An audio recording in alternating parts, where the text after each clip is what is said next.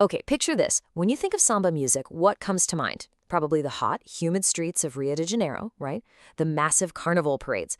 But what if I told you that exact same rhythm, that incredible spirit, found a second home in the cold, thin air of the Rocky Mountains?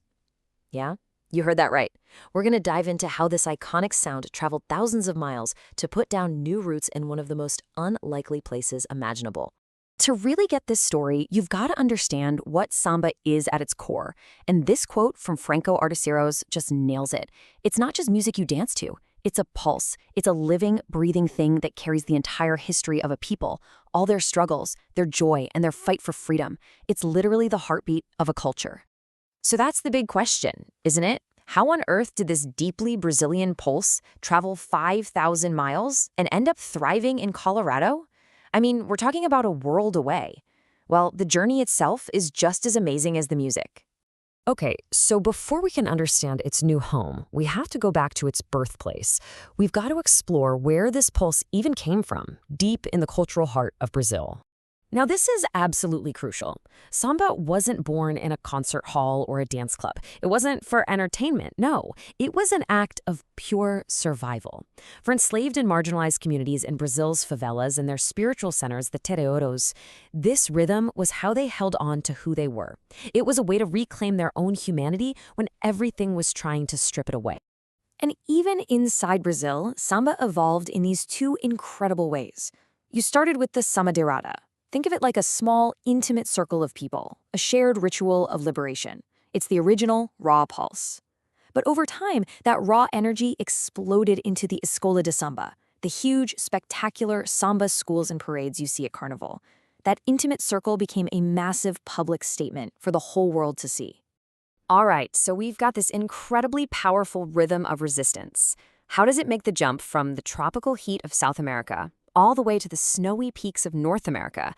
Well, this is where the story gets really, really interesting. So the way this fusion happened, it really breaks down into three stages.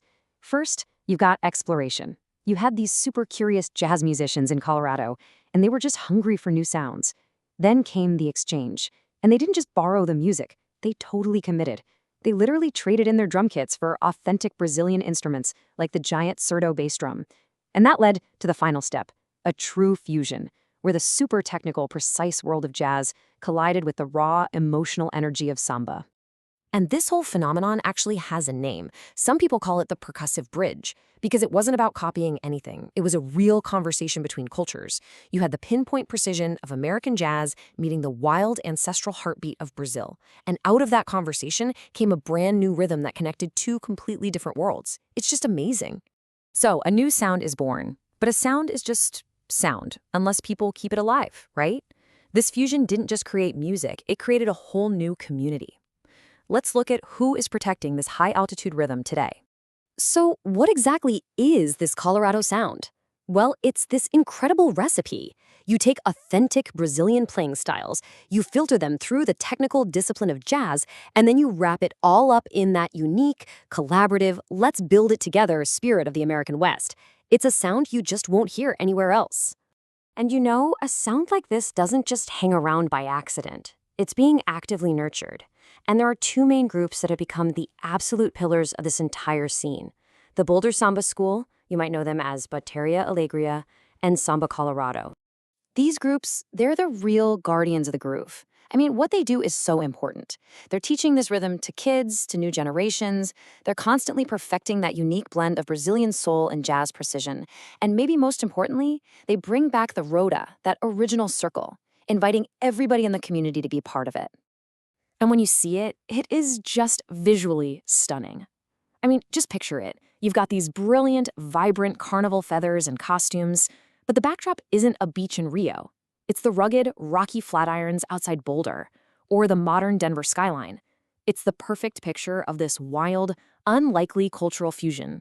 And that brings us to maybe the most important point of this whole story. What's happening with Samba in Colorado, it's not a museum piece. It's not a historical curiosity. This is a living, breathing tradition that's still changing and growing right now. Let's be clear, this isn't a copy of Brazilian samba. It's an evolution. Think of it this way.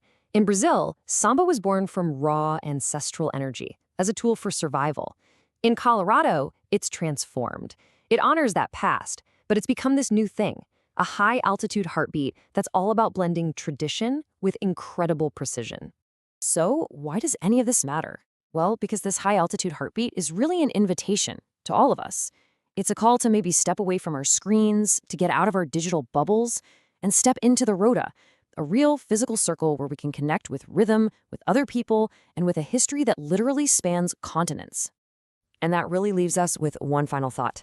The story of Samba in Colorado is proof that culture is never static. It's always moving, always evolving, and always popping up in the most unexpected places. So the real question for you is, what hidden cultural heartbeat is out there waiting to be discovered right in your own community?